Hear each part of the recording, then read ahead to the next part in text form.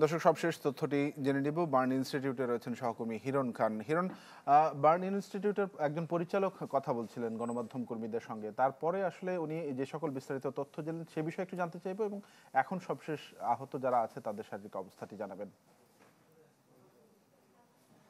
দেখুন, এখন থেকে কিছুক্ষণ আগে আসলে এই সংবাদ সম্মেলনটি করেছেন তিনি, এবং তিনি যেটা জানিয়েছেন যে ৩৬ জন এখনও রয়েছেন, তার মধ্যে ৪ জন রয়েছেন আইসিইউতে এবং ৯ জন এখনও পর্যন্ত আশঙ্কাজনক অবস্থায় রয়েছেন।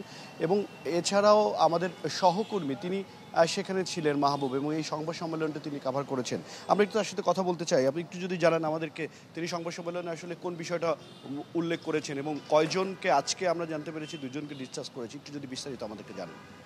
হিরণ, আজকে সংবাদ সম্মেলনে এই বার্ন ইনস্টিটিউটের যিনি পরিচালক উনি আসলে আগের যে মৃত্যুর খবর, কিন্তু একটা খবর যেটি সুসংবাদ বলতে গেলে যে ২ জনকে ডিসচার্জ করার কথা তিনি বলেছেন, এবং কিছুক্ষণ আগেও আমরা খবর নিয়েছি কর্তৃপক্ষের সাথে কথা বলে যে তাদের ২ জনকে অলরেডি ডিসচার্জ করা হয়েছে। এছাড়া ৪ জন রোগী এই বার্ন ইউনিটের এখনও আইসিইউতে রয়েছেন এবং সিভিয়ার পেশেন্ট রয়েছেন ৯ জন, আর সব মিলিয়ে এখানে আপাতত চিকিৎসা নিচ্ছেন ৩৬ জন। আর মরদেহ হস্তান্তরের যে ব্যাপার, আজকে ৯টায় একজন মারা যায় এবং 10টায় মারা যায় শিশু যেটি ছিল তার মরদেহ, এবং মাসুমা যিনি অপর সহকারী ছিলেন তার মরদেহ হস্তান্তর করা হয়েছে। এবং প্রথমে যে শিশুটি মারা যায় তাকে উত্তরায় নেওয়া হয়েছে, তার প্রথম জানাজা হবে বাদ আসর, এবং মাসুমার যে মরদেহ এটি তার গ্রামের বাড়ি যে ভোলায়, সেখানে ঢাকায় প্রক্রিয়ার পরে ঢাকায় তার মরদেহ নেওয়া হবে। এবং আমরা আরও একটি বিষয় জানতে চেয়েছি বার্ন ইনস্টিটিউট কর্তৃপক্ষের কাছে যে শ্বাসনালী পোড়া রোগীর সংখ্যা কতজন। তারা যেটি বলেছে যে কন্ট্রোল রুমের সাথে কথা বলে সেটি তারা আমাদেরকে জানাতে পারবে। এবং ধন্যবাদ আপনাকে। যেমনটি মাহবুব বলছিলেন যে সর্বশেষ তিনি যেমন বলছিলেন শ্বাসনালীর প্রশ্নটি রয়ে গেছে, অর্থাৎ যে কজন আহত হয়েছে তাদের অনেকে দেখা গেছে, আমরা পূর্ব অভিজ্ঞতা থেকে যেটা বলা যায় যে কারো 20% কিংবা 30% বান হয়েছে, কিন্তু সে শ্বাসনালী পুড়ে যাওয়ার কারণে মারা গেছে। এমন অভিজ্ঞতা কিন্তু ভবিষ্যতে হয়েছে, অতীতে হয়েছে, এবং যার কারণে এখন আমরা কিন্তু প্রশ্ন করেছিলাম যে শ্বাসনালী পুড়ে গেছে কতজনের, এখনো পর্যন্ত কিন্তু তারা বিস্তারিত তথ্য আমাদেরকে জানাতে পারেনি। তবে আর কিছুক্ষণের মধ্যে হয়তো বা সেই তথ্য আমাদের হাতে এসে পৌঁছাবে। ধন্যবাদ আপনাকে আমাদের সঙ্গে যুক্ত হওয়ার জন্য। সহকর্মী হিরণ খান জানাচ্ছিলেন জাতীয় বার্ন ইনস্টিটিউট থেকে। দর্শক, ইতিমধ্যে আমাদের আরেক সহকর্মী জুমাতুল বিদা মাইলস্টোন স্কুল প্রাঙ্গণ থেকে আমার সঙ্গে যুক্ত হয়েছেন।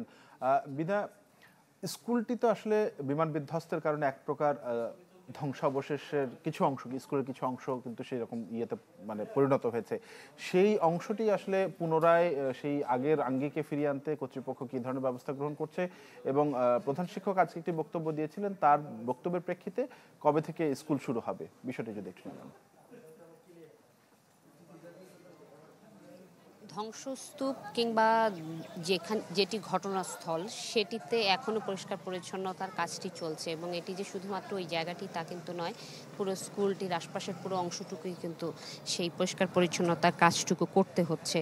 এবং ক্যাম্পাসে যে ২১ জুলাই ক্ষত ধুয়ে মুছে পরিষ্কার করার যে বিষয়টি সেটি যেহেতু চলমান রয়েছে, এখনও কিন্তু দেশের বিভিন্ন জায়গা থেকে দেখা যাচ্ছে উৎসুক জনতা আসছেন এবং ঘটনাস্থল দেখার চেষ্টাটুকু কিন্তু তারা করে যাচ্ছেন। এবং আজকে ২ দিন স্কুলের যে কার্যক্রম বন্ধ থাকবে বলে অভিভাবকদের কাছে খুদে বার্তা পাঠানো হয়েছে এই শিক্ষা প্রতিষ্ঠানের পক্ষ থেকে। তবে কর্তৃপক্ষ থেকে আবাসিক যেই হোস্টেল রয়েছে সেটি নিয়ে এখনও কোনো সিদ্ধান্ত হয়নি বা নেওয়া হয়েছে কিনা এই বিষয়ে আসলে কোনো কিছু এখনও জানানো যায় নাই। সকাল থেকে ক্যাম্পাসে আমরা দেখেছি যে বিভিন্ন শ্রেণীর শিক্ষকরা এসেছেন, শিক্ষার্থীরাও এসেছেন, তবে এখনও মানে পরিপূর্ণ যে পাঠদান কর্মসূচি সেটি কিন্তু শুরু হয়নি। ক্যাম্পাসের যেই হায়দার আলী ভবনটি অর্থাৎ ঘটনাস্থল যেটি, সেটি ব্যতীত সকল শ্রেণী কক্ষ প্রস্তুত করা হয়েছে পাঠদানের জন্য। এখন ক্যাম্পাসটি আসলে এক নজর দেখার জন্য সকাল থেকেই যে সাধারণ মানুষের ভিড় সেটি কিন্তু এখনও রয়েছে। অন্যান্য দিনের তুলনায় কিছুটা হলে লোক কমেছে, কিন্তু এখনও কিন্তু সাধারণ মানুষ আসছেন এবং ঘটনাস্থল থেকে এক নজর আসলে দেখার চেষ্টা করছেন। এবং আমরা নিহতদের পরিবারকেও দেখেছি যে তারা কিছুক্ষণ আগে এসেছেন এবং তারা আসলে তাদের সন্তানের যেই শূন্যতা সেটি আসলে স্থানটিতে কিছুক্ষণ গিয়ে হলেও তারা আসলে কাটিয়ে ওঠার চেষ্টা করছে। এই ছিল আমার কাছে এখান থেকে সর্বশেষ। বিদা, ধন্যবাদ আপনাকে আমাদের সঙ্গে যুক্ত হওয়ার জন্য। সহকর্মী Jumatul Bida জানাচ্ছিলেন milestone school and college প্রাঙ্গণ থেকে।